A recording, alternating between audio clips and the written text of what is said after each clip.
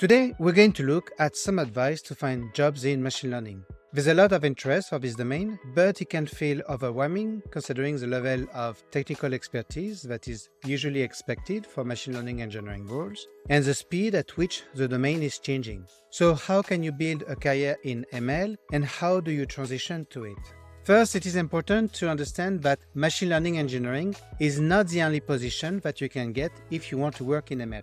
There are many other jobs and there are many skills you can acquire in positions that are unrelated to machine learning and that can be applied to machine learning. So we are going to dive in the different ML jobs and how we can transition to those. Then we need to understand how to write a correct resume. So we're going to dive in what is important to highlight in your resume if you want to showcase technical and leadership skills. We're going to talk about how to structure the resume and how to make sure it is well written for the different people that may end up reading it. We're going to look at the different places where you can apply your machine learning skills. Mainly, we're going to talk about the different levels of maturity for the ML endeavor and comparing startups to big companies. In the end, we are going to look at the different strategies to prepare for the different interviews you may encounter in machine learning.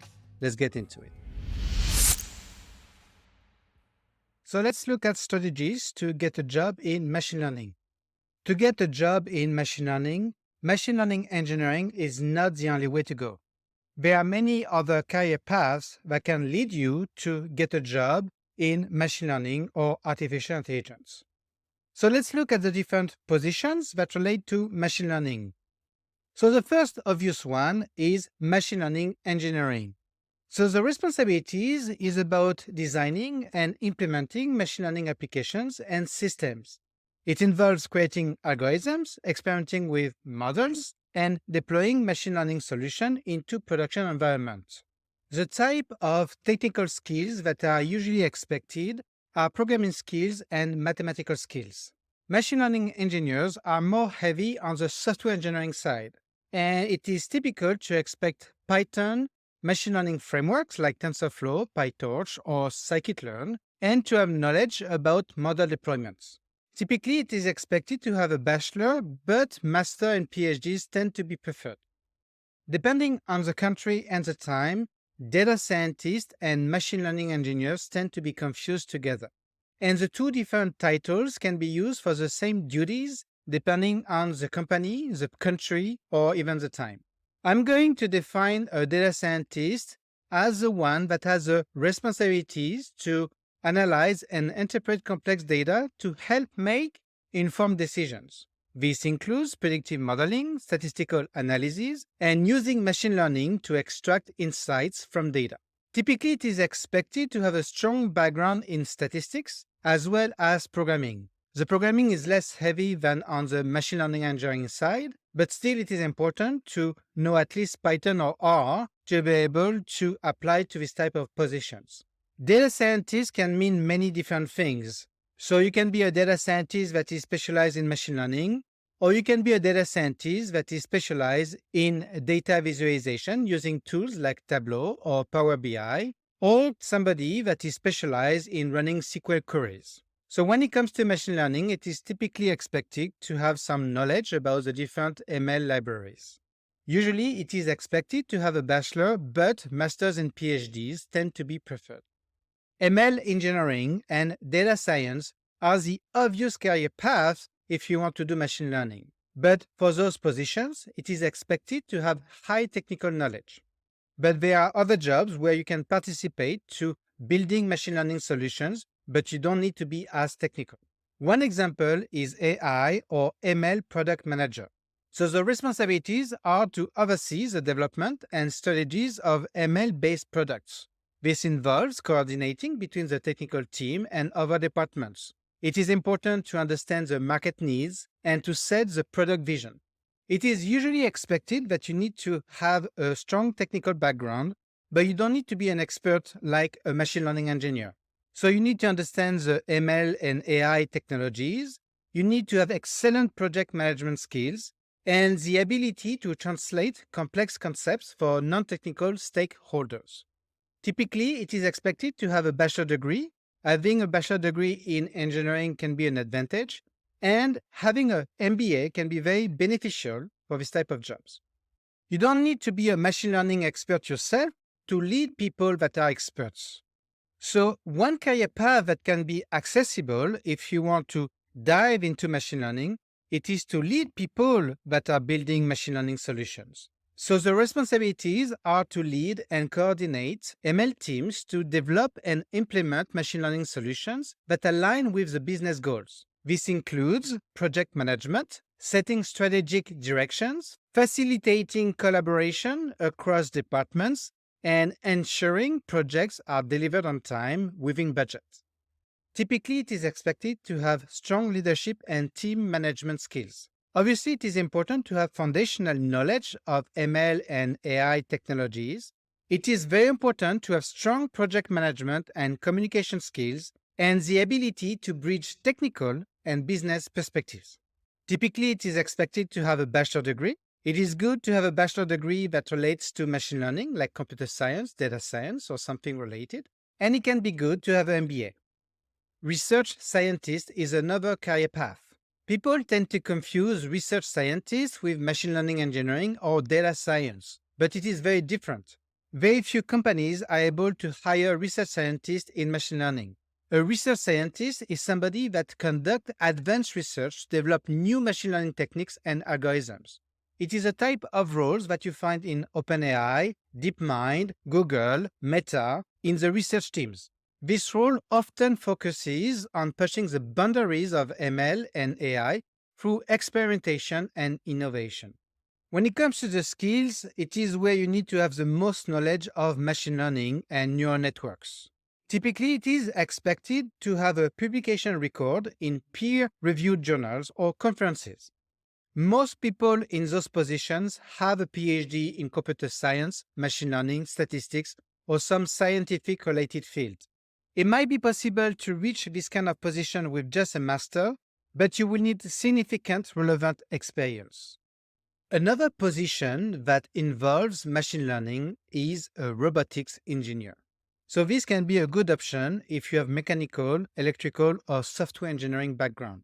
So the responsibilities are to design and to build robots that use machine learning to perform tasks autonomously. So this role tends to combine the aspect of mechanical, electrical, and software engineering. So typically it is expected to have a knowledge of robotics software and hardware, programming skills, so like C++ and Python, and have experience with machine learning algorithms for robotics. That is the kind of position where you can get in with a bachelor or master degree in robotics, mechanical engineering, electrical engineering, computer science, or some related fields. Very often, advanced degrees will be preferred if the role is research focused. So, computer vision engineers can be thought as a specialized machine learning engineer. I separated the two positions because they tend to have different cultures. Because it is a specialized skill, very often it is expected to have a background in computer vision. So the responsibilities are to develop applications and systems that can process, analyze, and make decisions based on visual data. The type of applications can be for facial recognition, image classification, and autonomous vehicles. The type of skills that are usually expected is to have some experience with computer vision libraries like OpenCV, TensorFlow Vision. It is important to understand the different image processing algorithms and machine learning models that are associated to computer vision. It is usually expected to have a bachelor degree, maybe in computer science or electrical engineering, robotics, or something similar, but with a focus on computer vision or image processing. Very often, a master or PhD will be required for roles that involve more research or specialized applications. Now, I'm going to talk about natural language processing engineering. So this is a field that changed quite a bit in the recent years because of the revolutions that we saw recently in large language modeling. So I'm going to separate the position of NLP engineer into two categories. The first one is a position where you need to train, fine-tune, and deploy machine learning models. So this is very much a machine learning engineering role specialized in NLP applications. The type of skills that are usually expected is to make sure you can program in Python, that you know the different NLP libraries like NLTK, spaCy, but also that you know the different ML frameworks like TensorFlow or PyTorch, especially for model fine-tuning. It is important to know about model deployment, to have skills in text cleaning, tokenization, and vectorization. And it is expected to have a good understanding of the NLP-specific ML models. Typically, it is expected to have a bachelor, but having a master and a PhD is usually preferred. Now, I'm going to focus on the other side of NLP engineering. With the development and availability of APIs that relates to large language models, it is now possible to build machine learning applications just using APIs. So the responsibilities focus on developing natural language processing applications and services by using high-level API frameworks like LangChain or Llama Index. So this includes integrating natural language processing capabilities into applications, customizing user experiences, and ensuring the scalable deployment of NLP features. So the type of skills can be very different here. We may expect you to know about prompt engineering. Of course, you need to know about RESTful APIs. You need to be able to write in Python. And it can be good to have experience in web development frameworks like Flask or Django, to have experience in full stack deployment. And it is typically expected to have a basic knowledge of NLP. So this is a position where you don't need to know everything about NLP to build NLP features. So typically it is expected to have a bachelor degree, something like computer science or software development, but it is more important to have a practical experience with API frameworks and application development than to have an advanced degree. Machine learning operation or MLOps engineering is an obvious way to get into machine learning. The responsibilities are to implement and manage the infrastructure and workflows for deploying, monitoring, and maintaining AI ML models in production. This includes automating machine learning lifecycle processes and ensuring model reliability and scalability. So the typical skills that are expected for this type of position is an expertise in DevOps practices and tools, a knowledge about containerization and orchestration technologies like Docker and Kubernetes, a strong background in cloud computing platforms like AWS, GCP, or Azure, and a knowledge of machine learning frameworks like TensorFlow and PyTorch. But we don't really need to know how to develop machine learning models. We just need to know the specificities about the frameworks. And we need to have the ability to manage continuous integration and continuous deployment pipelines for machine learning projects and ensure data security and compliance. Typically, we only need a bachelor degree in engineering like computer science, and it may be advantageous to have certifications in cloud services, DevOps, or MLOps. When you deal with machine learning, you obviously need data pipelines, and the people in charge of data pipelines are the data engineers. So there's a lot of opportunities for data engineers to work on machine learning projects. The responsibilities involve building and maintaining the infrastructure required for optimal extraction, transformation, and loading of the data from various sources. Data engineers enable data scientists and machine learning engineers by preparing the data architecture. Typically, it is required to have strong programming skills like in Python, Java, or Scala, an expertise in SQL and NoSQL databases, an experience with big data tools like Hadoop, Spark, or Kafka, knowledge of data warehousing solutions, and familiarity with cloud services like AWS, GCP, and Azure. It is typically expected to have a bachelor degree in an engineering domain like computer science, and it may be useful to have advanced degrees or certifications, but it is typically not required. So there's a whole set of jobs that rotate around machine learning and AI, and there's a lot of opportunities for people with different skill sets and experience to get into the field. There's most likely a lot of jobs and positions I did not even address here, but this gives you a good overview of what exists in the field. So it is good to know about all the different positions that exist in machine learning, but it is better to understand how to transition to those. Obviously, any of those positions, you could get to them after school with the right education and training, maybe apart from managing a team. But we're going to see how we could transition from a position that may not be related to ML and how we could apply the skills that we acquired in that position to apply them to ML and to be able to be a good asset working on machine learning projects. So in the following, I'm going to show you how we can transition to each of the different positions that we saw earlier.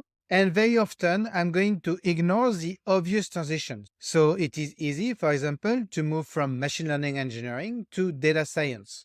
It may be obvious, for example, to be able to transition from machine learning engineering to research scientist.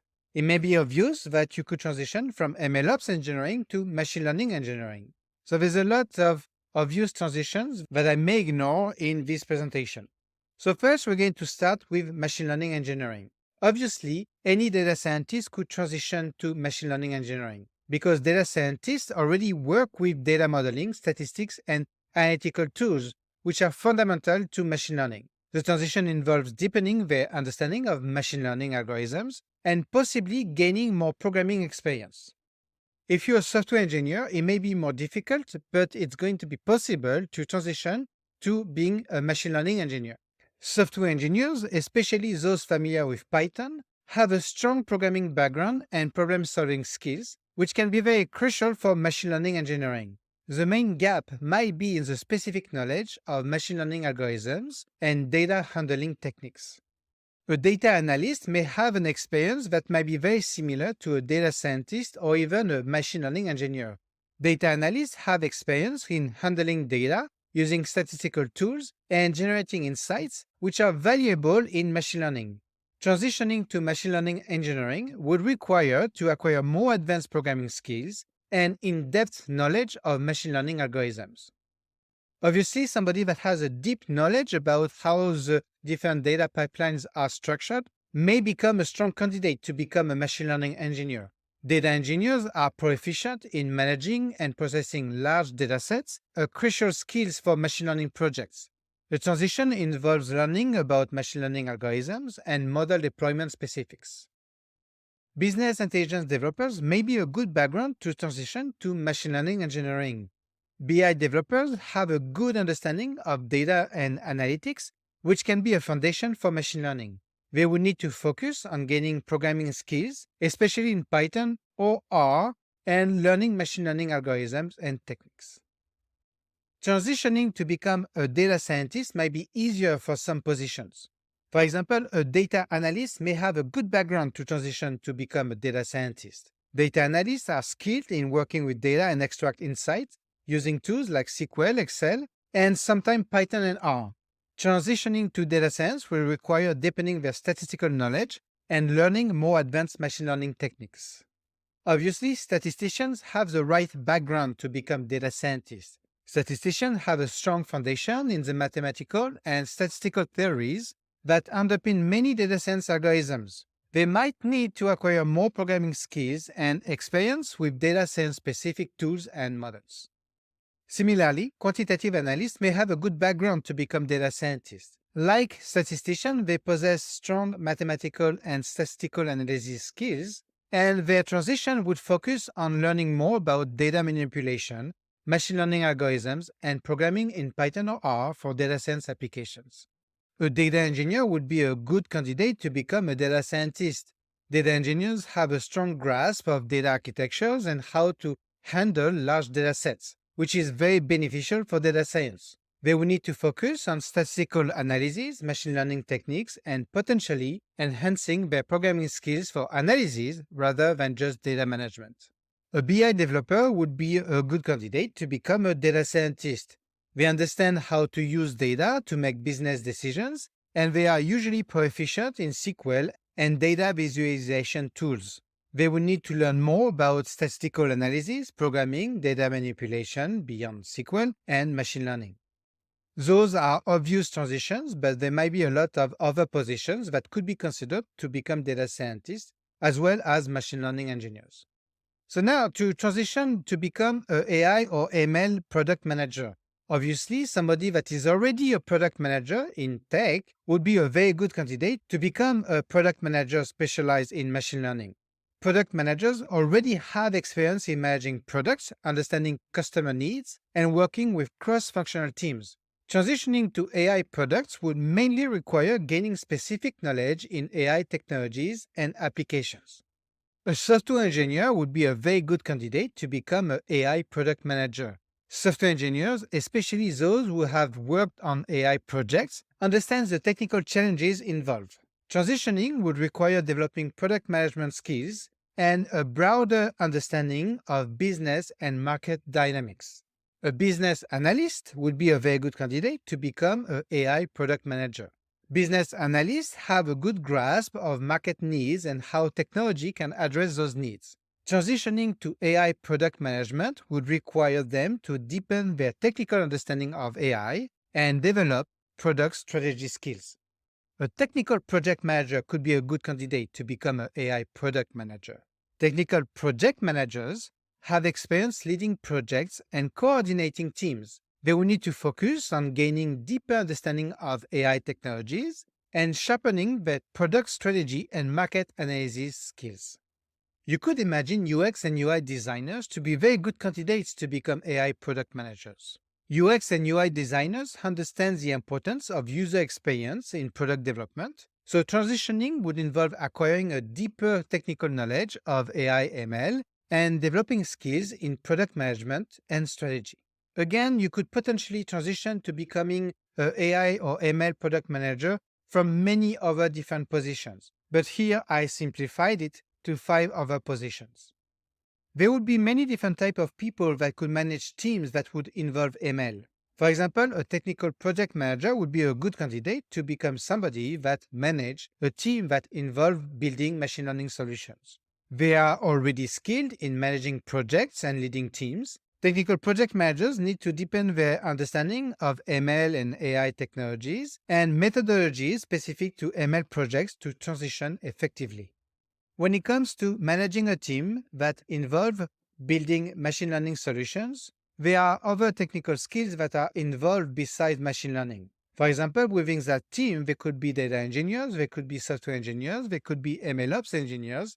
There's a lot of skills that could be involved in that team.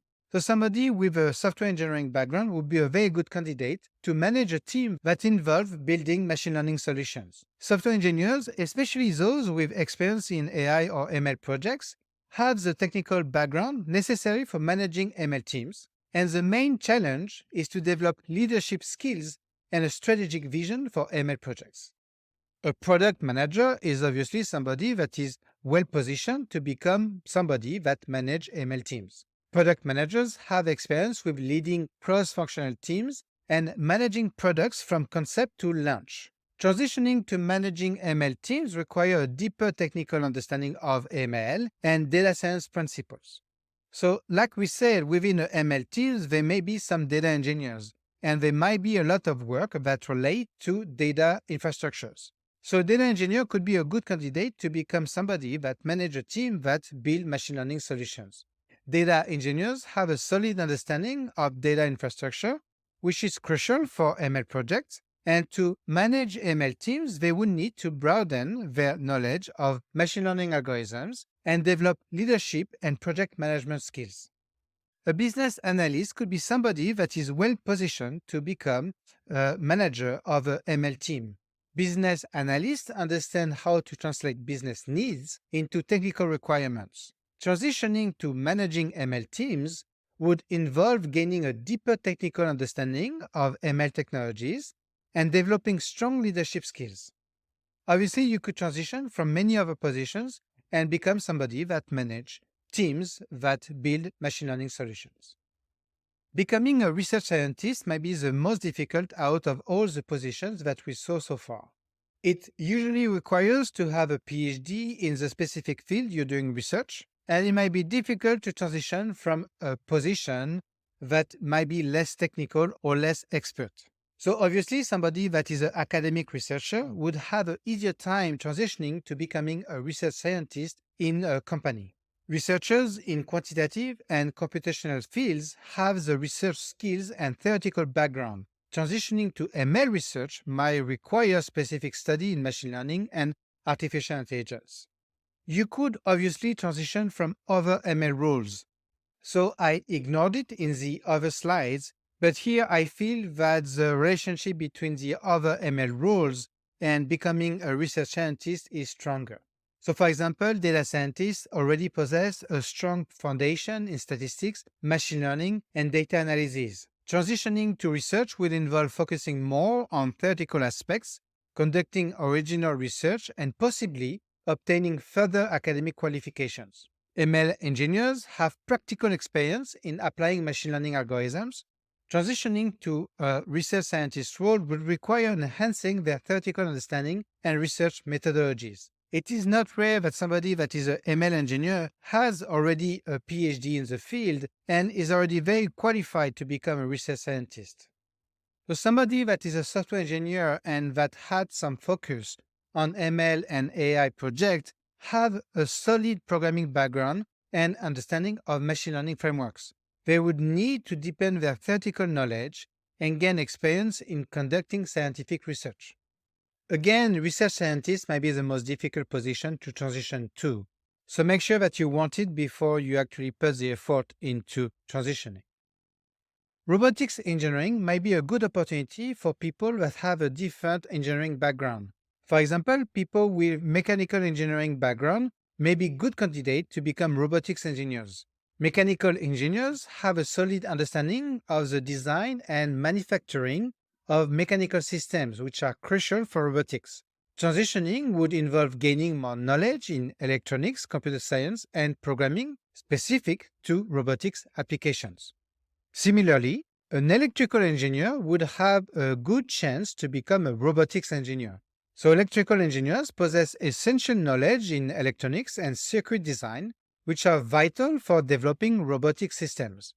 They will need to enhance their skills in mechanical design, programming, and system integration. So, maybe more obviously, a software engineer would be a good candidate to potentially becoming a robotics engineer. Software engineers, especially those with experience in embedded systems, are familiar with programming languages and software development processes relevant to robotics. The main gap might be in specific robotics technologies, mechanical design, and systems integration.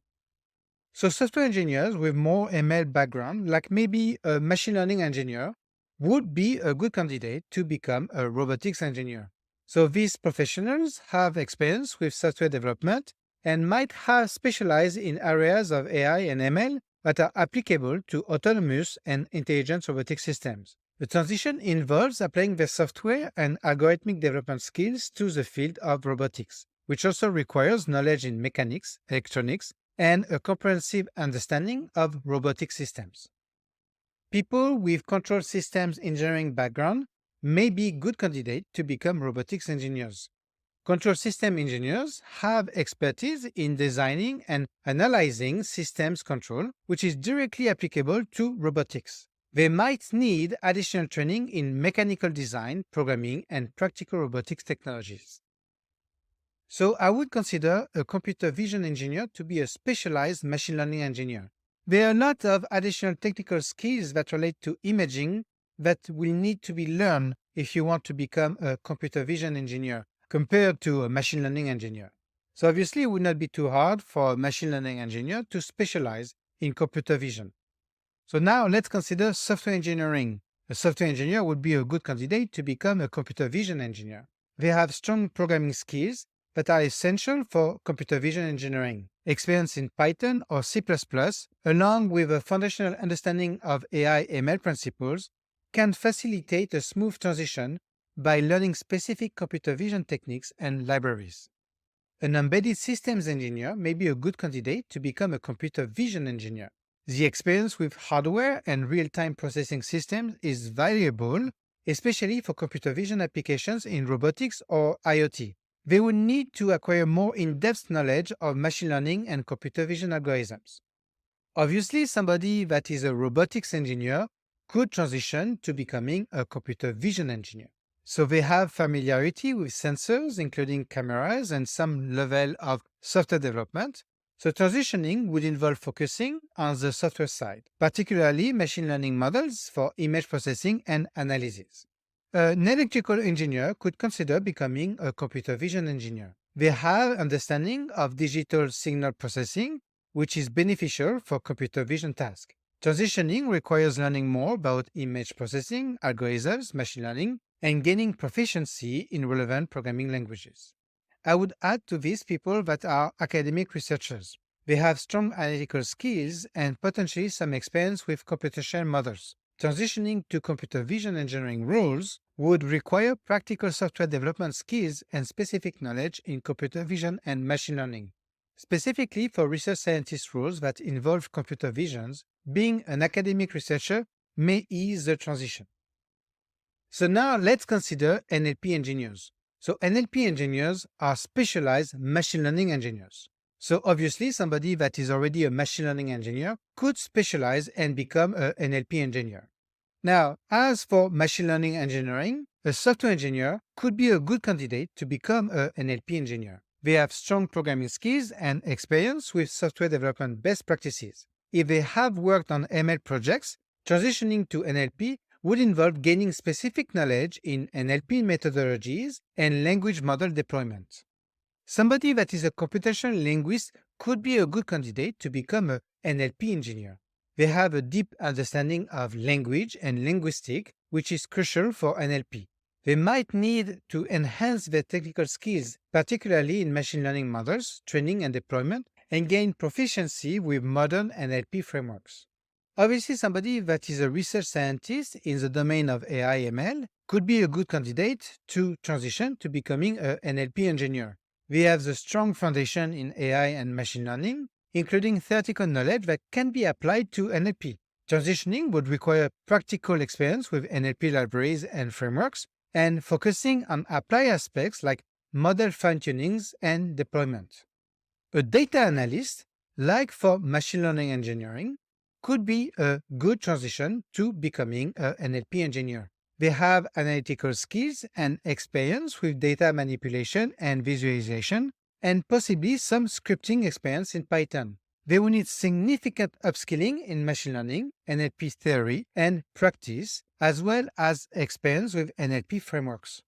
An academic researcher, like an AI research scientist, would be a good candidate to become an NLP engineer. They have deep theoretical understanding of language, which is valuable for NLP. They will need to acquire practical technical skills in programming, machine learning, and experience with NLP frameworks to transition effectively.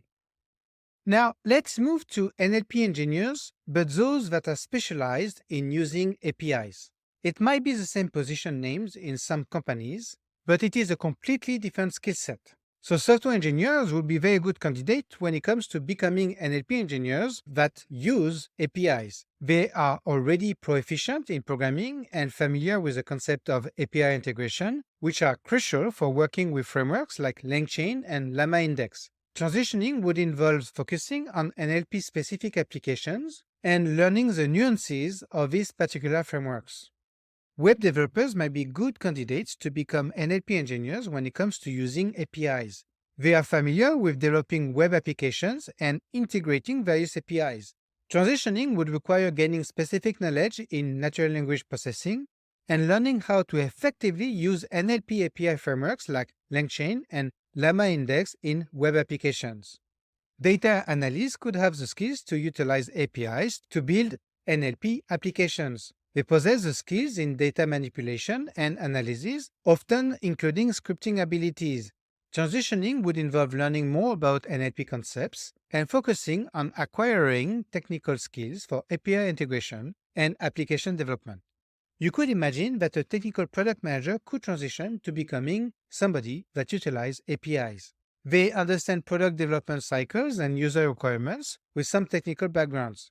They will need to deepen their technical expertise, especially in NLP and API integration, to effectively manage product built with frameworks like LangChain and LlamaIndex. Again, a computational linguist could be a good candidate to build NLP applications. They have a deep understanding of linguistics and language processing from a theoretical perspective. Transitioning would involve acquiring practical skills in software development, particularly focusing on how to apply linguistic principles using NLP APIs. I'm skipping a lot of positions that could potentially transition to becoming NLP engineers, those that are focusing on using APIs. Becoming a MLOps engineer is a good opportunity to get into the ML field for people that have other technical skills. For example, DevOps engineers are already skilled in automation, continuous integration and continuous deployment pipelines, and cloud infrastructures. Those are core components of MLOps. Transitioning would mainly involve gaining specific knowledge in machine learning model deployment and lifecycle management.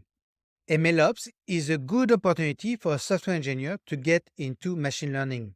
Software engineers are proficient in programming and possibly experienced with cloud services and automation tools. The transition would involve focusing on machine learning deployment specifics and adopting MLOps methodologies.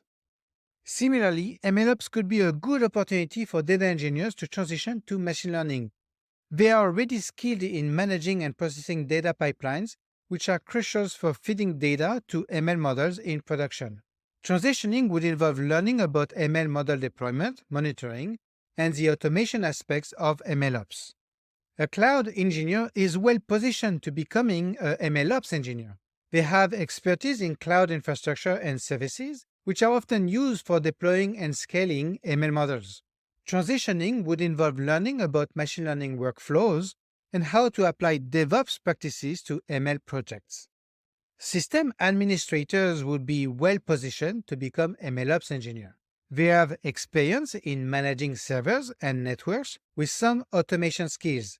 Transitioning would require a significant shift toward understanding machine learning, cloud services, and adopting modern DevOps tools and practices.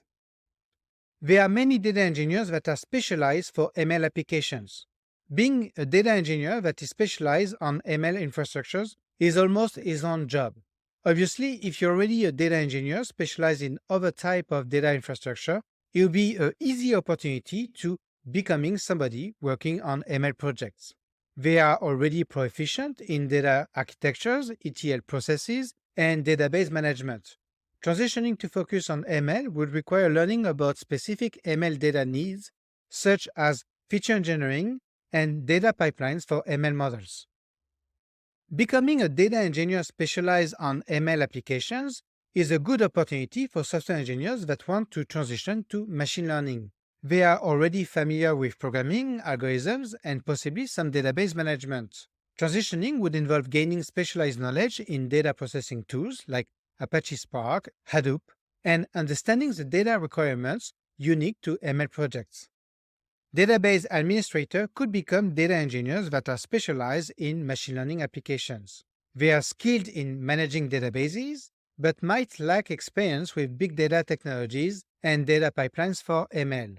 Transitioning would involve learning about big data platforms, data processing frameworks, and specific considerations for ML data management. A BI developer could become a data engineer that is specialized in ML applications. They are already proficient in data analysis, reporting, and possibly some ETL processes. Transitioning would require gaining technical skills in big data technologies, programming for data pipeline automation, and understanding ML project data needs. System administrators could become data engineers. They have the experience managing servers and networks, including some automation and scripting. Transitioning would involve a significant shift toward data-specific technologies, programming for data processing, and the nuances of supporting ML workflows. So let me state again that any of the transitions that we talked about so far are generalization, and it is very possible that transition may happen from any other roles.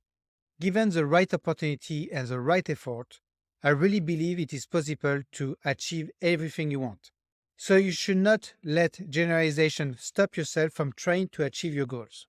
As long as you work hard and you put chance on your side, you should be able to achieve any of your goals.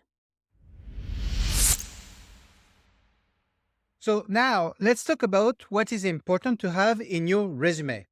When you submit your resume for a job application, a hiring manager or recruiter is likely to spend at most 10 seconds on this resume to understand if it might be a good fit or not. So it is very important to make sure that the right information is provided at first glance.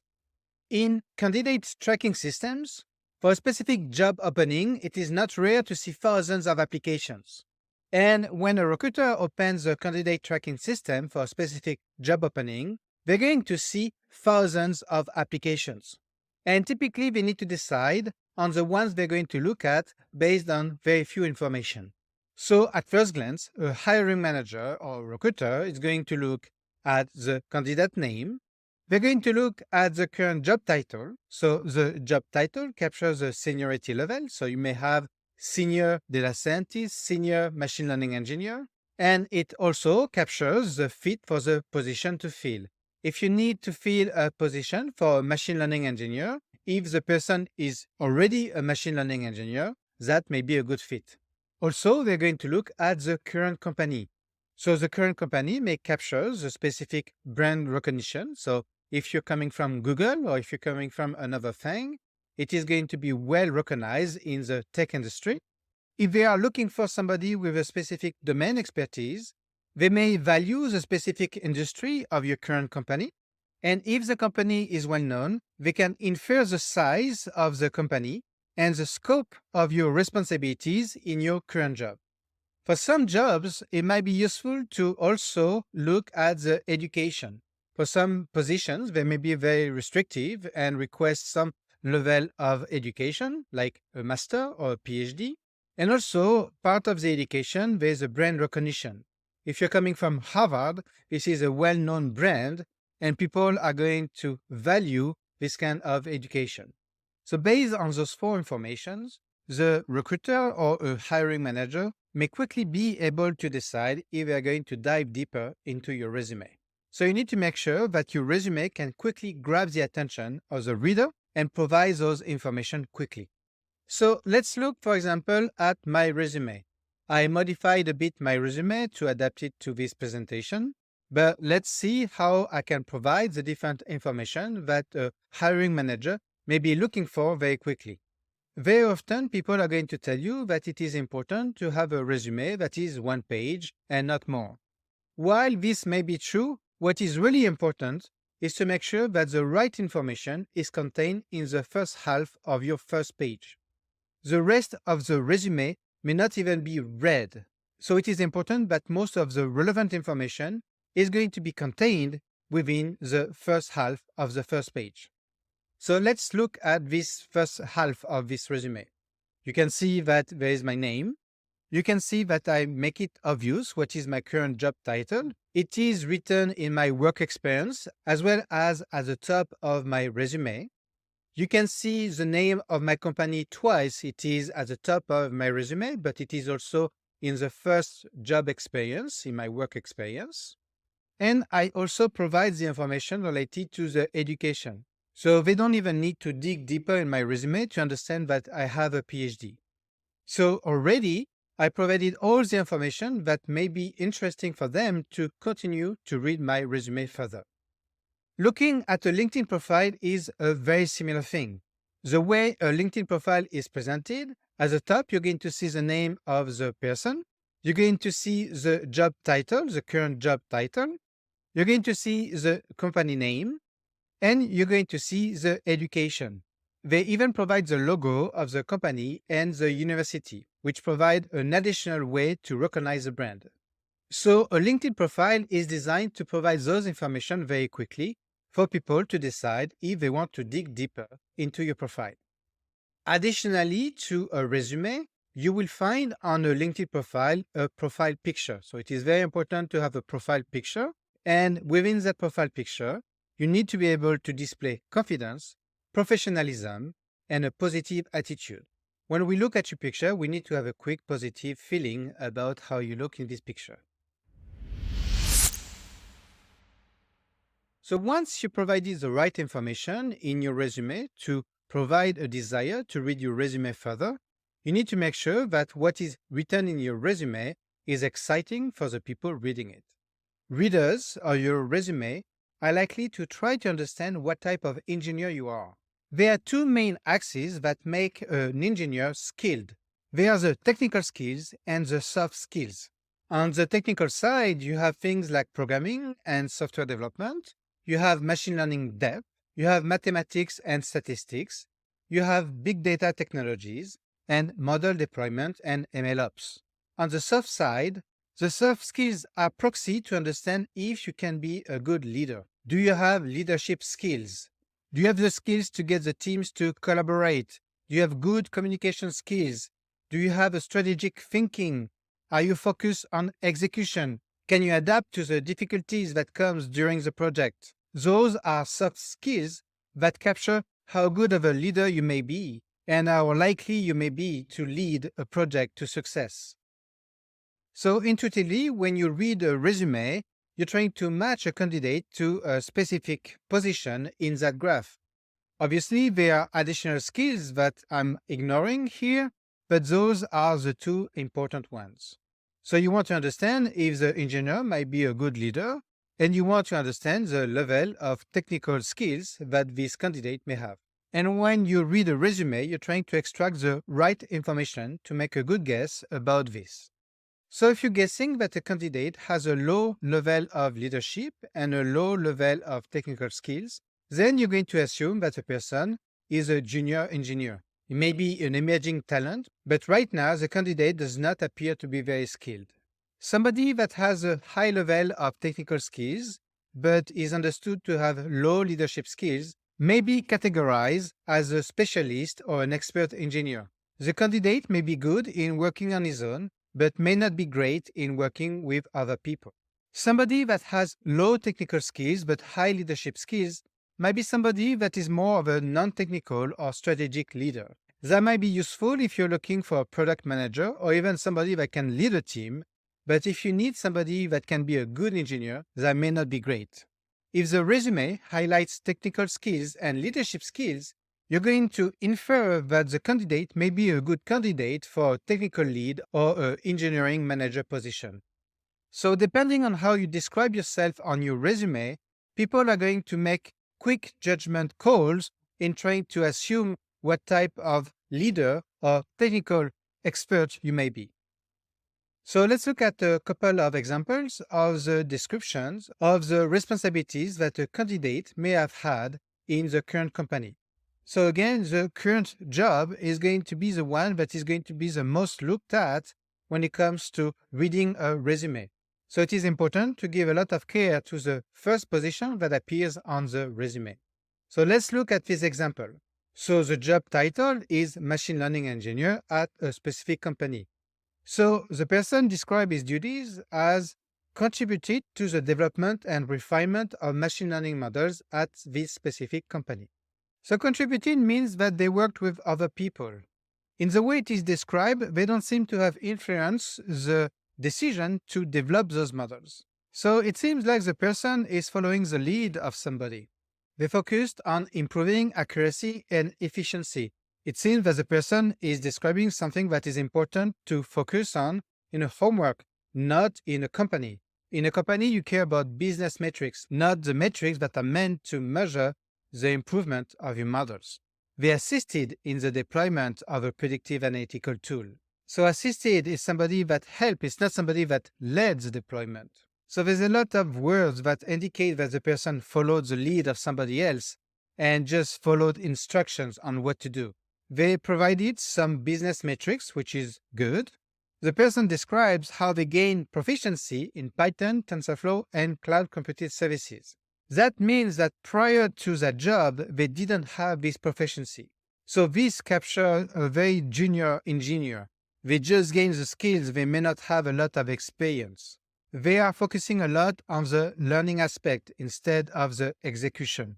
So clearly the way the job duties are being described display low technical skills and low leadership skills. This description showcases a learning-oriented approach with a focus on contributions to project and skill acquisition.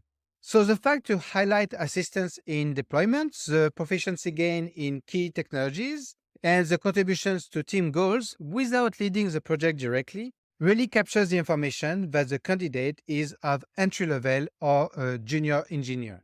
It speaks to a persona that is in the early stages of their career, eager to learn and rapidly developing their technical skills, but they are not a leader and they are not an expert.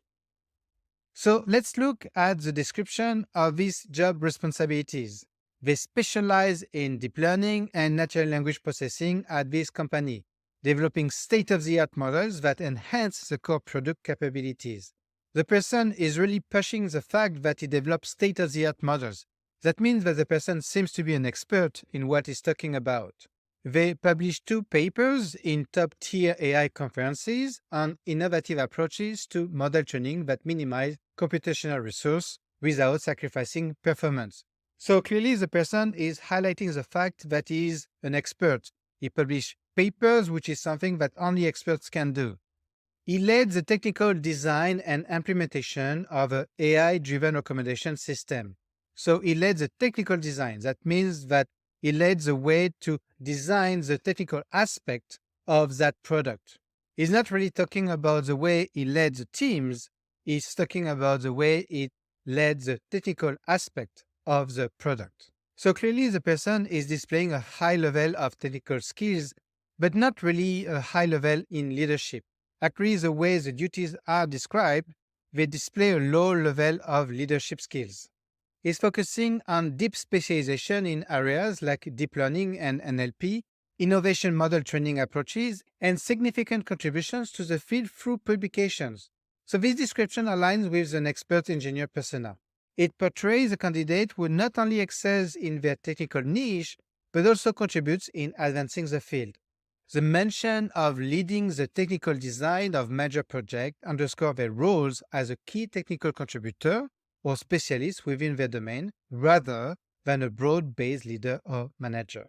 So the candidate may be good in leading research projects, but might not be great in leading projects that involve multiple teams. So let's look now at this description. And you will notice that the job title is always the same. It is machine learning engineer. So they leverage machine learning insight to guide strategic decision-making and enhance product innovation. So somebody that uses the word leverage is somebody that does not really understand what he's using. He's just using the tool without understanding what is underneath. Just using that word is a way to showcase low technical skills. They focus on strategic decision-making, which means that they care a lot about the business outcomes, which is a leadership skill.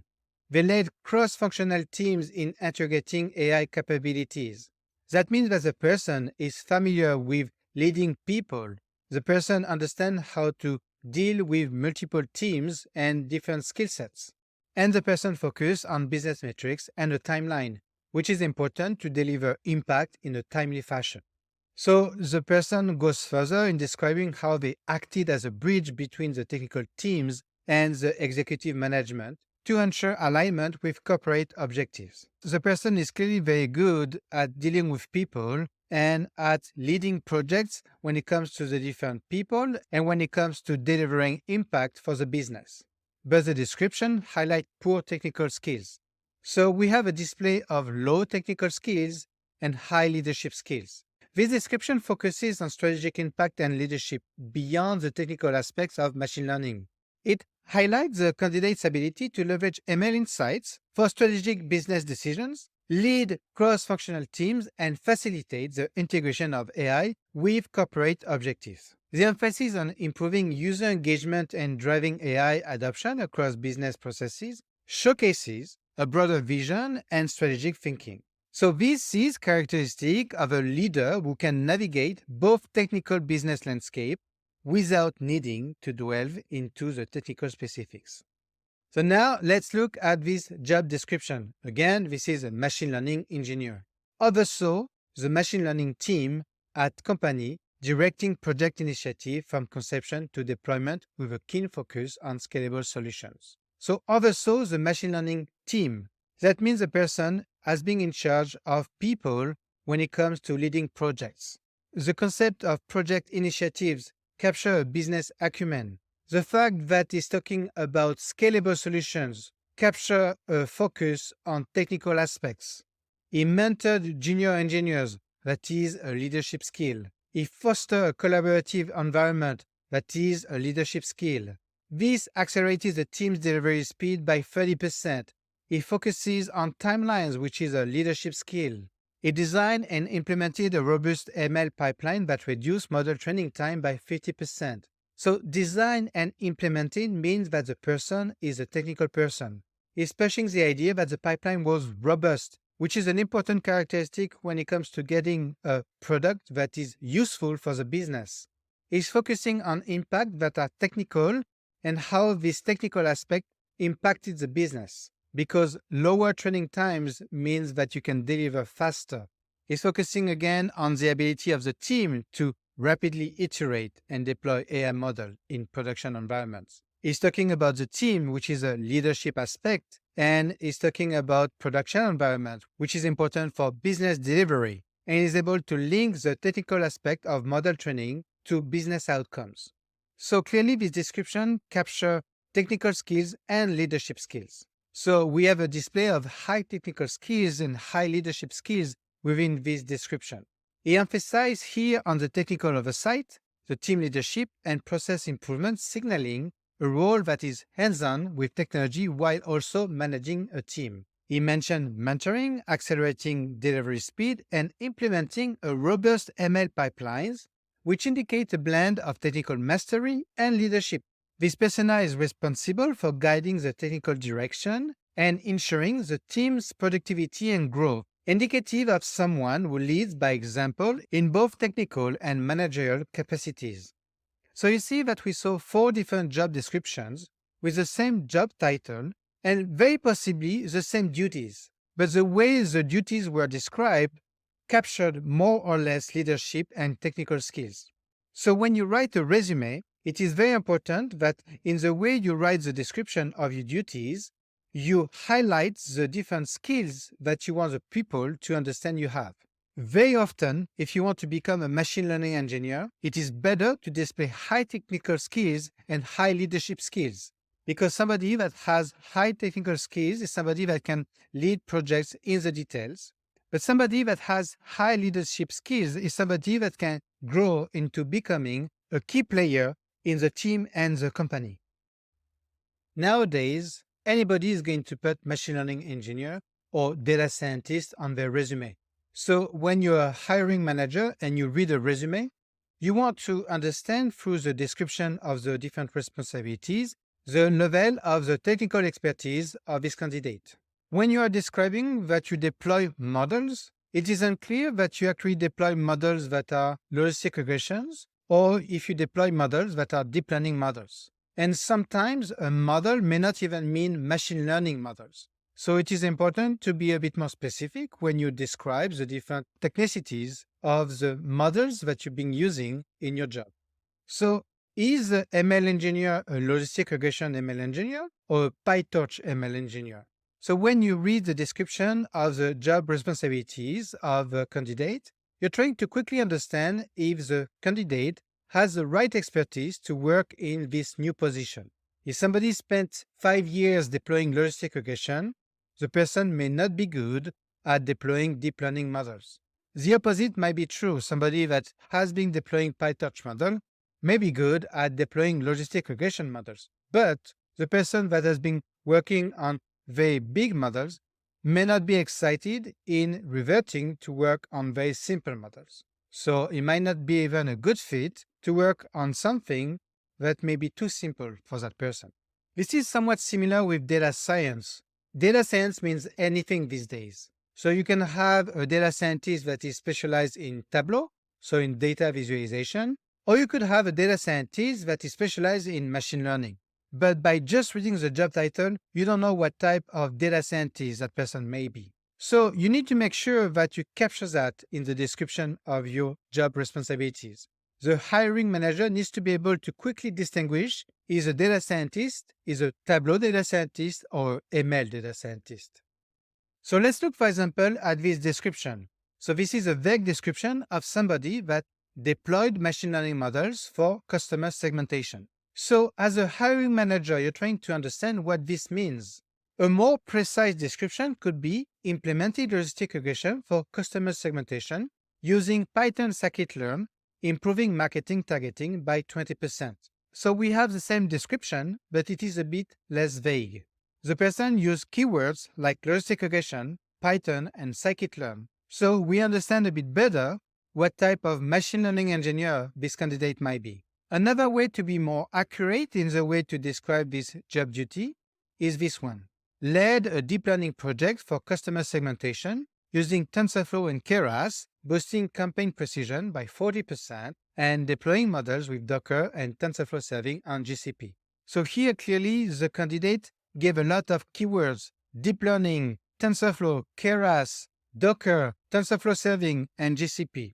This captures the type of machine learning engineer that understands deep learning, that knows the latest deep learning frameworks, and understands the different technologies that are needed to deploy models on cloud services. So by being more specific in the way you describe your duties, you're going to highlight a bit better what type of machine learning engineer you may be. So this is going to be easier for recruiters and hiring managers to understand if you might be a good fit for the job. So you need to make it easy for the people that are going to read your resume to make sure that they can quickly get the right information before they move on to the next candidate's resume. So now that you got the people excited to read your resume, it is good to have a good structure in your resume. The most important is the first half of the first page, but we should look also at the different other sections that are available in the resume. So if you're an entry-level candidate, all of what we talked about may not completely apply to you because you don't have a current job and you don't have a current company. So for this specific case, it is an opportunity to structure your resume a bit differently. So you may want to start your resume by an objective statement. So to briefly state your career goals and enthusiasm for starting a career in machine learning.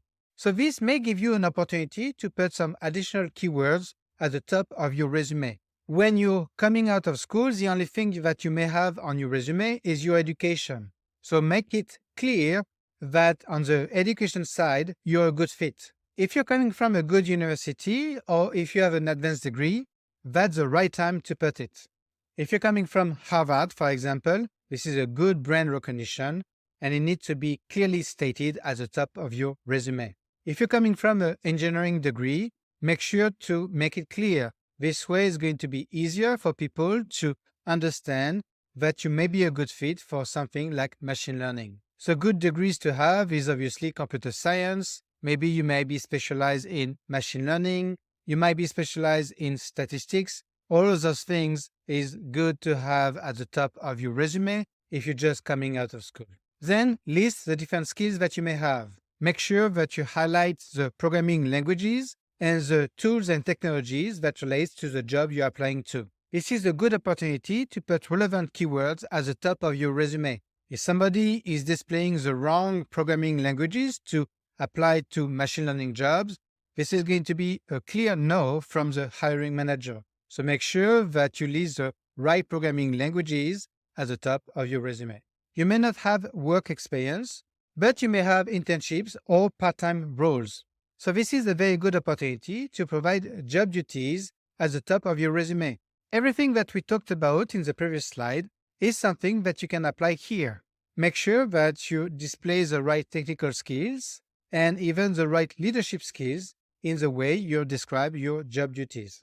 Also, if you want to get a job in machine learning and if you're coming out of school, it is good that during your education, you try to get internships which will be very valued when you're going to apply to full-time positions. 2 months of internship in a company is going to be worth way more than any other projects you may have done during your education.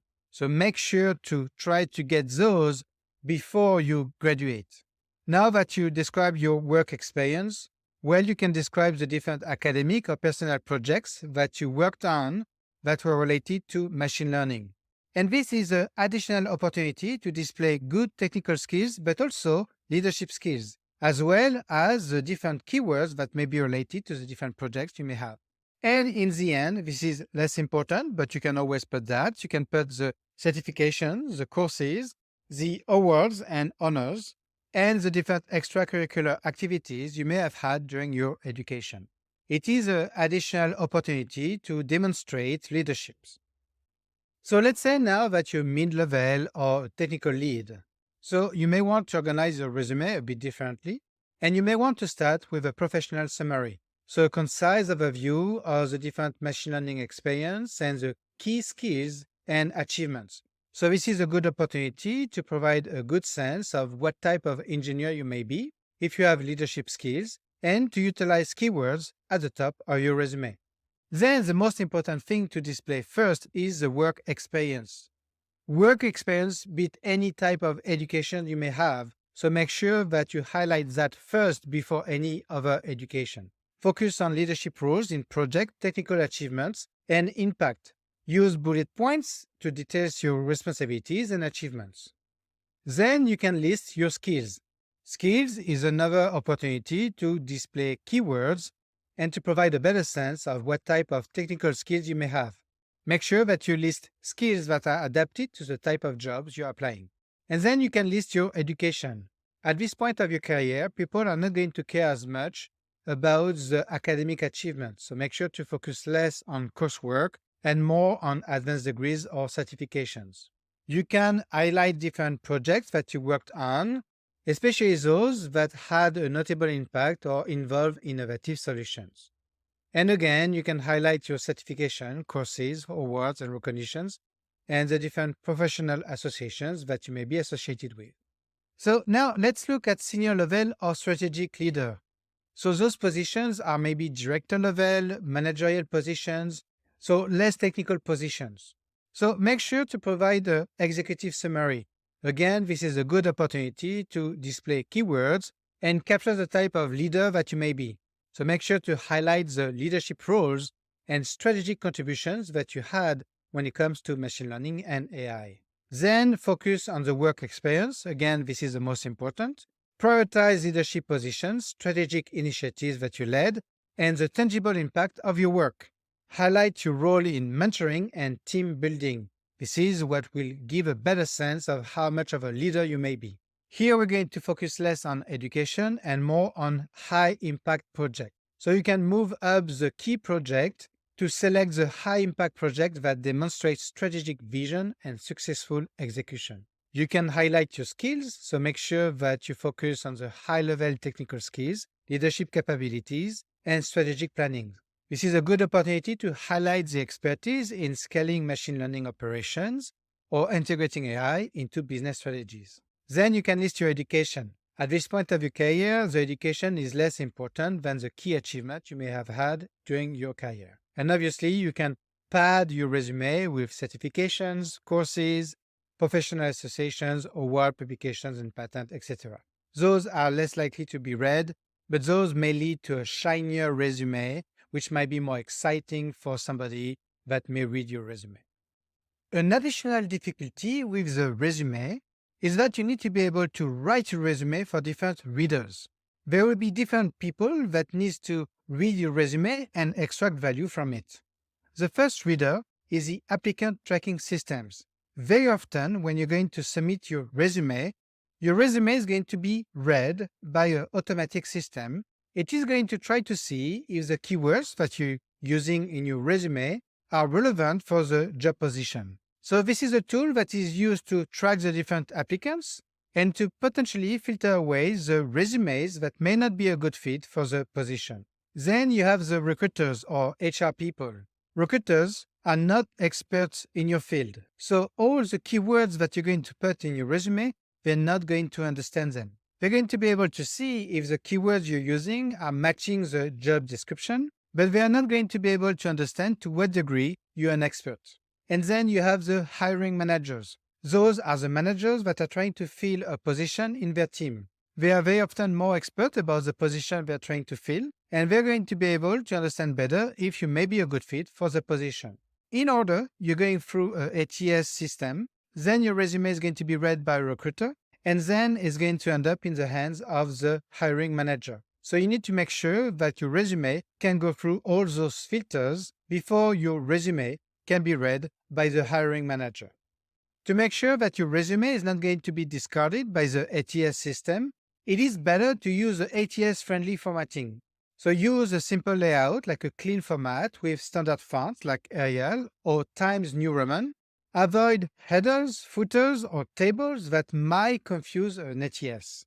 And make sure to submit your resume in a widely accepted format, like a docs or a PDF, and make sure that the PDF is not saved as an image in such a way that the ATS system can extract the text from the PDF. For the ATS system and the recruiter, make sure to incorporate the right keywords. Look at the job description and make sure that the keywords align with the job description. So carefully read the job description and identify the keywords and phrases related to skills, tools, technologies, and responsibilities. So make sure to integrate those naturally in your resume, especially in the skills and work experience sections. Make sure to use common industry terms and job titles that both ATS and human readers expect for your role. So don't use job titles that are only used in your company or in some remote places. So make sure that you use job titles that are widely understood. So highlight your achievements with quantifiable metrics. Use bullet points to describe your accomplishments in previous roles.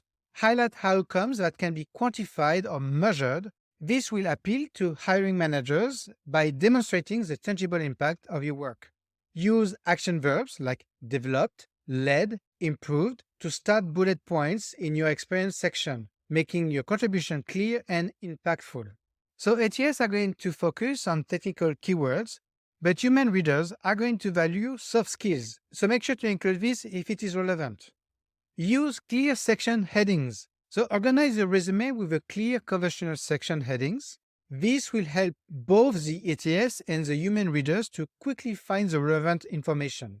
Don't make it hard for people to find the right information in your resume. And include a brief professional summary at the top of your resume to introduce yourself. This will set the context for both ATS and human readers. Make sure to tailor the content for the right audience. For the recruiters, they might not be experts in your field, so explain your skills and achievements in accessible language, avoiding overly technical jargon unless it is a keyword. For hiring managers, they will be interested in how you can solve their problems and fit into the team. Tailor your resume to address the specific requirements and challenges mentioned in the job description. For ATS, besides the keywords, make sure that the resume's format is ATS friendly.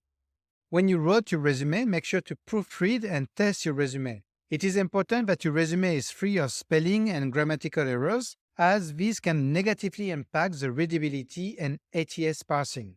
And you can try to test your resume using online tools or services that simulate how ATS reads your resume. This will provide insight on the areas for improvement. So we talked about how to write a good resume, but now we need to make sure that your resume is going to be seen by as many people as possible, or at the very least, the right people. The first strategy when it comes to applying to jobs is to apply to as many jobs as possible. This is typically frowned upon. People are typically advising you to look at your network and to try to utilize your network. But if you don't have the right network, this is the only option that you may have. When you apply to as many jobs as possible, you're going to give yourself more opportunities for your resume to be read. Very often, applying to a job is a number game. So the more you give the opportunity of your resume to be seen, the more likely somebody is going to pick it up, read it, and potentially hire you. Applying to many jobs is a full-time job. So make sure you take the right amount of time to dedicate to this. An additional strategy that can be used to increase the chance of your resume to be read is to contact the company recruiters. There are many big companies that have a lot of recruiters, and you can find easily their profile on LinkedIn. So it is very easy to connect with them and to try to communicate with them to try to see if you could be a good fit for a position. You need to make sure that you don't harass them, but it is an additional way for people to see that you're actively looking for a job and potentially to see that you could be a good fit for a job that you may not have seen. Obviously, make sure to use your network. Your network may be your friends, your colleagues, or people that you are connected to on LinkedIn. Make it clear that you're looking for a job, and this will help people to connect you with potentially the right people. With any of the strategies that you may choose, you need to be persistent to learn and adapt. It's going to take time for you to find the right fit for your skills. It may take months for you to apply to different companies and positions. So as you apply, make sure to understand what can be negative in your application, try to adapt and to adjust your application and your resume in such a way that it might be more exciting when you're going to apply to the following jobs. Applying to jobs is a full-time job, so make sure to take the right amount of time and the right effort when it comes to that work. So, what are the best companies to apply your machine learning skills? There are many aspects to consider, but I believe that a very important one is the maturity of the machine learning effort. So I'm going to classify the different companies where you can work as a machine learning engineer or data scientist in 3 different categories. So the first category represents the companies that have absolutely no clue about machine learning. This is most of the companies where you can work and apply ML. Machine learning has absolutely no impact on the revenue, and the leaders have no ideas how to extract values from ML. They don't have the right data, they don't have the right applications, they don't have the right data infrastructure, they don't have the right people. But it doesn't mean that it is worthless to work there. Those companies might be a sweet spot for consultants or maybe people with an entrepreneur mindset. A newcomer in such organization will need to wear many engineering hats, to be an AI advocate, to be an AI salesperson, argue for the right budget allocation, lead projects. It can be fun, but it can be exhausting. And the most simple trivial steps will be a challenge, especially in a big company where the inertia is high. If you are not an entrepreneur, you will be bound to work on low impact and low scale projects that will not help you to grow much as a machine learning expert. But it does not mean that you should not work there. Those companies will have a lot of difficulties to attract talents, and they may have lower requirements when it comes to hiring people. If you don't have a lot of experience in machine learning and you're trying to switch career, that might be a good opportunity for you to get the right title, to get some work experience in machine learning, to move on to the next company where the maturity of machine learning would be more adapted to your goals. A much smaller percentage of companies where you can work and do ML are companies that are on the way to become successful with machine learning. I think we are seeing more and more of those companies nowadays. The leaders understood the value of ML and good budget is allocated to the effort. Usually, a sizable piece of current or future revenue is bet on machine learning. A clear proxy to recognize those companies is how much they are investing in MLOps. They are thinking about feature stores, ML monitoring, coupling between serving pipeline and the training pipeline, the data needed for continuous updates, and the right data infrastructure. I think those companies are a sweet spot for generalists. The systems are immature enough that you will need to wear multiple hats. You will be able to think about new ML products alongside the ML system design, the data engineering pipelines, or the right ML algorithms. You probably won't have time to think too much about the latest algorithms, as there might be lower hanging fruits to grab first. Remains now a very small percentage of the companies where you can work in ML. Those are the big tech companies, the FANGs. There are very few of those in the world. Those companies are very mature in machine learning. Machine learning is an integral part of the revenue and the MLOps is bleeding edge. For example, Google is the biggest ad tech company in the world. Around 70% of their revenue is coming from ad tech. Ad tech means ads ranking, it means machine learning. Same for Meta, 95% of Meta's revenue is coming from ad tech, which means machine learning. Those companies might be a sweet spot for the specialist. In those companies, you will focus on very specialized problems with very specialized tools. For example, you will not be able to think about the data engineering alongside the ML development. You will be able to implement the latest algorithms at scale and work closely with R&D departments. The infrastructure, the teams, or the scales of the data in general are huge in those companies, and there is a real inertia in doing anything. In those companies, it might be harder to move fast like in a startup. Let's think now about working in a startup versus working in a big company. So a small startup, like let's say between 1 and 50 people, but does not have a business model that is directly tied to machine learning, is unlikely to be able to make good use of machine learning. It is too small to really invest correctly in the underlying tools or data.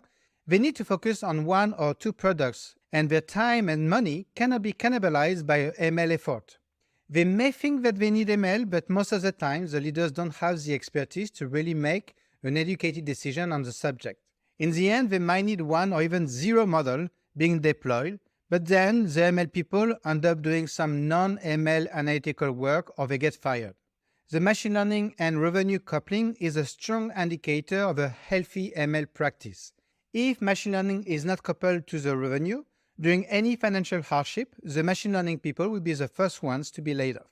In general, the company size can be quite correlated with the machine learning maturity. A low machine learning maturity will give you the opportunity to wear many hats.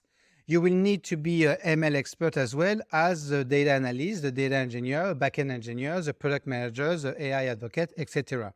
To me, that is the best way to learn, to see the big picture, but it is also a risk to work in a bad environment where the structure is not here and the right people are not hired. A startup is great for the people with a scrappy entrepreneur mindset that want to build things from 0 to 1 and want to understand how machine learning relates to the business. A big tech company that will be mature in machine learning might be a great place for people that want to dig deep into the details of a specific application, but don't care as much about the big picture. An important point, in my opinion, it is also much easier to get a sense of impact when you work in a startup compared to a big company, especially if you are directly impacting the revenue. In a startup, your skills are more likely to be unique compared to your colleagues, as the teams are much smaller. Unfortunately, in a big tech company, it is easy to start feeling unimportant when you work on very small items and you are surrounded by so many smart people with the same skills than yours. Let's talk now about how to prepare for interviews. The type of interviews that you are likely to see in machine learning will be most likely LeetCode type problems, where you try to write an algorithm to solve a problem. Machine learning fundamentals, where you will be asked questions about some fundamental aspect of machine learning. Machine learning system design, where you will be asked to design a solution for a specific problem. System design, where you will be asked to design a system to solve an engineering problem. You may have questions related to specialized machine learning, some very niche machine learning that may be related to the group you are applying to. And you may have some behavioral interviews to understand if you are a good cultural fit and if you have good soft skills. So LeetCode type problems tend to not be liked very much. The argument is typically that LeetCode type problems do not represent the type of problems that you see in real work. The point of LeetCode type problems is usually to make sure that we can apply the same standards across different engineering domains. And we can have a standardized way to capture the performance of candidates, independent of the background of the candidate. Another aspect of algorithm problems is not about solving a problem, it is about being able to talk about a complex problem as you're solving it to a peer. You're not going to be assessed on your programming skills, you're going to be assessed on the ability to talk through your problem, to provide arguments why you are making some decisions, and this as you are writing code. This is something that is typical when you are doing code review or when you are doing pair programming. You are coding, you explain what's happening as you're coding, and you're able to collaborate as you are doing something technical that may be complex. So aspects of algorithms are about being able to talk about asymptotic behaviors of algorithms and to be able to provide this kind of insight as you are coding the problem. Algorithm problems tend to be much more about soft skills than people tend to think, because it is about the communication. Of course, as you're solving the problem, you need to provide a good solution and fast. So it is good to already know the problems. To review the different concepts that relate to coding interviews, I would maybe advise to go through Cracking the Coding Interview or maybe Elements of Programming Interviews in Python. So those may be two good books to start, but the next step is really about practicing. In my opinion, it takes a long time for your brain to get into an interview mode and to be able to remember how to get the right answer quickly. So this type of problems might be much more about practice than actually knowing something. There's a famous algorithms book that people tend to consider quite a bit, but I really advise to not read this book for interviews. The level at which algorithms are explained in this book is way too deep compared to what you need during an interview. And you would waste a lot of time trying to understand how algorithms are constructed instead of practicing. So I really advise to not spend too much time on that book. It is an interesting book to read, but not to prepare interviews. Obviously, I find that to prepare algorithm questions, the best way is to practice on LeetCode or some similar websites. I really like LeetCode because it became a standard in the way to practice those type of interviews. In LeetCode, if you go to the Problems tab, you're going to find all the possible problems that are available on the website. There are now more than 3,000 questions about algorithms. So if you want to focus on algorithms, you can click on Algorithms here, and you would have access to the different problems. You have the description of the problem with some examples, and here you can write your code and test if your code is good enough to pass the different tests. Your code is going to be assessed on speed and if it is solving the problem perfectly.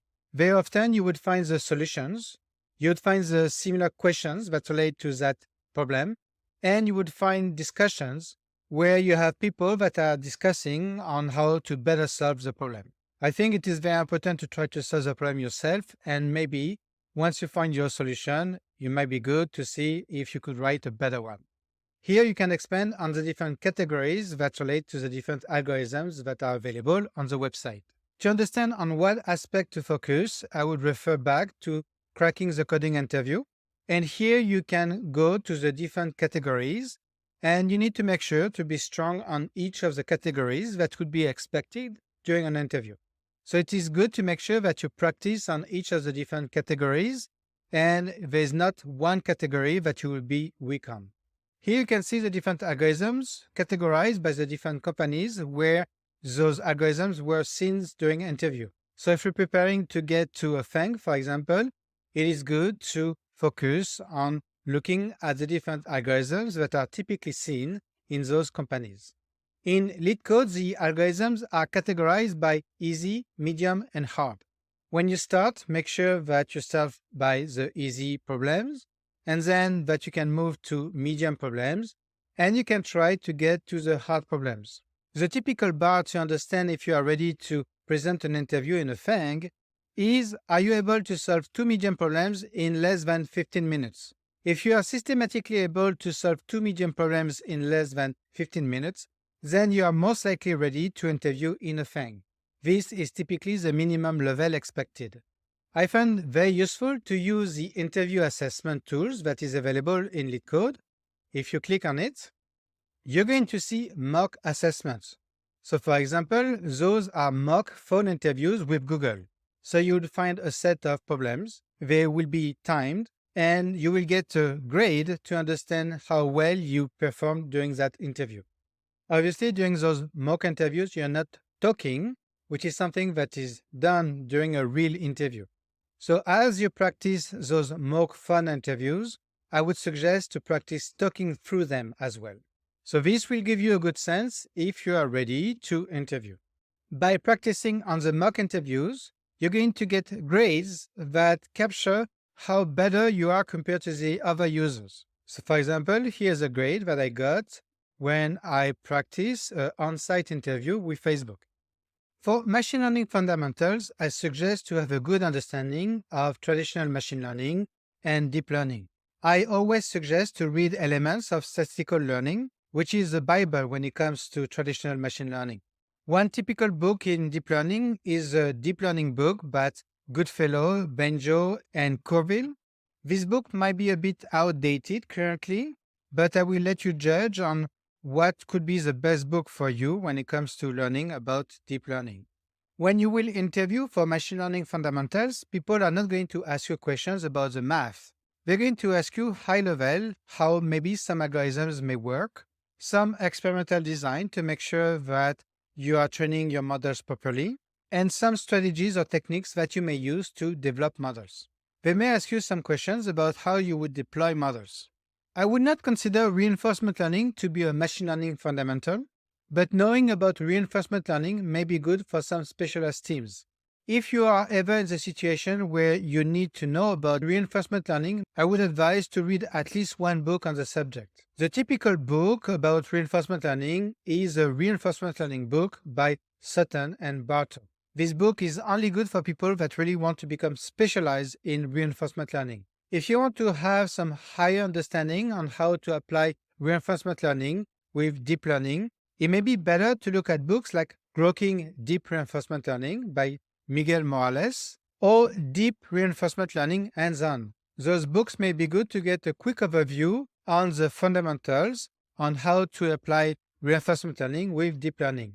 When it comes to machine learning system design, it is important to prepare for the interview. In my opinion, there's two different places where you can find this kind of content. The first is this book called Machine Learning System Design Interview, which is going to walk you through the strategies to succeed during an interview when it comes to machine learning system design. We are showing you examples on how you would solve a specific problem. Associated to machine learning system design, you may be asked some questions about the technologies that can be used to deploy models. So it is good to have some understanding about this. Another good way to prepare for interviews when it comes to machine learning system design is the Grokking the Machine Learning interview on Educative. Similar to this book, this course is going to show you the different ways you can approach solving a machine learning system design problem during an interview. Prior to prepare directly for the interview, you may want to look at a book that is giving you a greater overview of what it means to design systems in machine learning. You may be asked questions during the interview about the different technologies that you can use to deploy models or to develop models.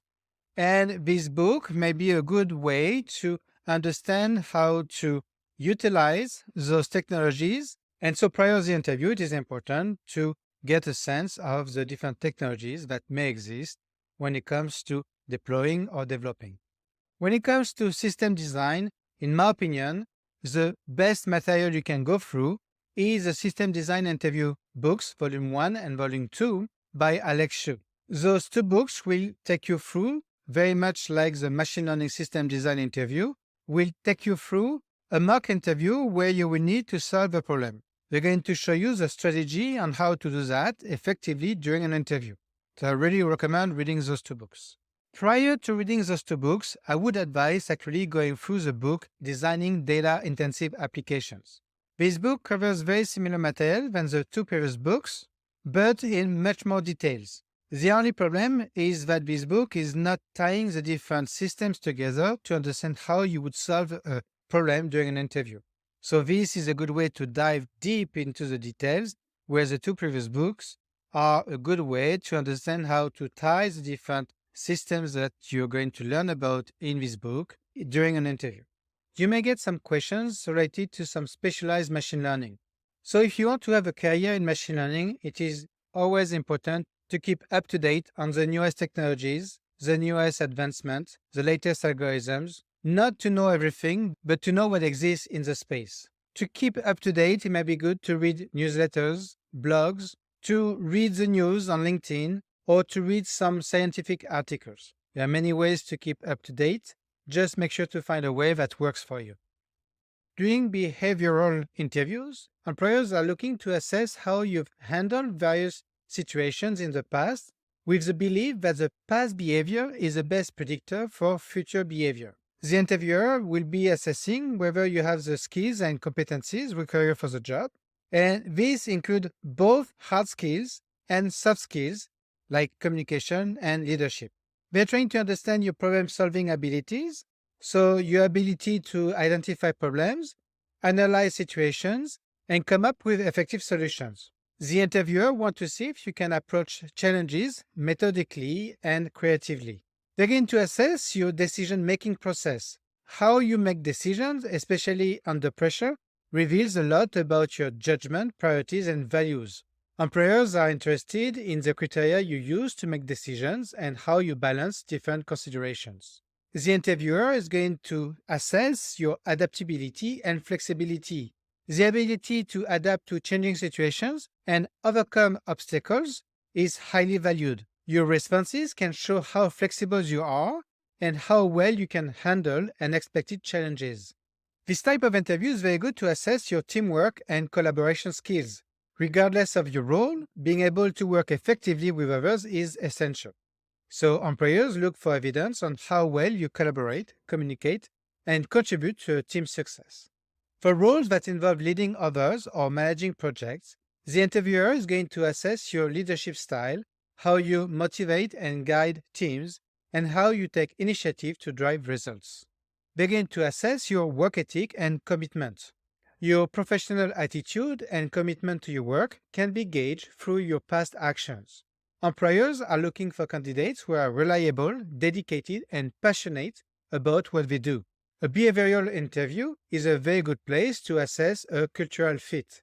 Beyond skills and experience, employers want to ensure that you will thrive within their company culture. Your responses can indicate whether your values and work style align with those of the organization. They want to understand your ability to learn and grow. So the interviewer is interested in your capacity for growth and learning. So demonstrating that you can learn from experience, accept feedback, and continuously improve is crucial. They want to understand how you handle conflicts and resolve disputes, especially in a collaborative environment. So the interviewer looks for candidates who can navigate disagreements constructively. So to assess these aspects effectively, the interviewers may pay attention not only to the content of your answers, but also how you communicate, your confidence, clarity, and the ability to reflect on your experiences. So preparing detailed examples can help you demonstrate this quality effectively during a behavioral interview. Preparing for behavioral interviews involves reflecting on your past experiences, understanding the competencies that the employer is looking for, and practicing how to articulate your experiences in a way that demonstrates your skills and fit for the role. A typical method that is used to prepare behavioral interviews is the STAR method. So behavioral interview questions are best answered using the STAR method, which stands for situation, task, action, and result. This framework helps you to structure your answers by describing the context of the situation, what your objective was, what actions you took to address it, and the outcome of those actions. So make sure to carefully read the job description to identify the key skills and competencies required for the role. Think about your professional or academic experiences. Identify instances where you demonstrated the skills relevant for the job, and prepare stories that showcase leadership, problem solving, adaptability, communication, and conflict resolution skills. Try to cover a variety of situations. For each experience you've identified, outline your answer using the STAR framework. Ensure that your story is clear and concise, focusing on your actions and the results you achieved. Think about the situation, set the scene, and provide the necessary context. Think about the task, describe what your responsibility was in the situation. Think about the action, explain exactly what steps you took to address it. And think about the result. Share the outcomes of your actions, highlight what you've learned, and how it applies to the role you are interviewing for. I would say that understanding the company's culture, values, and mission can help you tailor your answers to align with what they are looking for in a candidate. So incorporate your understanding of the company into your answers when it is relevant. What we talked about today is only meant to be a rough guide, and I'm sure many people had very different experiences than the ones we described today. The important is to get started on this journey and to not feel discouraged. So in the end, the people who are going to succeed are not going to be the most qualified or the most skilled, but the people who persevere in a consistent manner. So don't give up, always adapt, always continue to learn, and always think about your own growth. Good luck.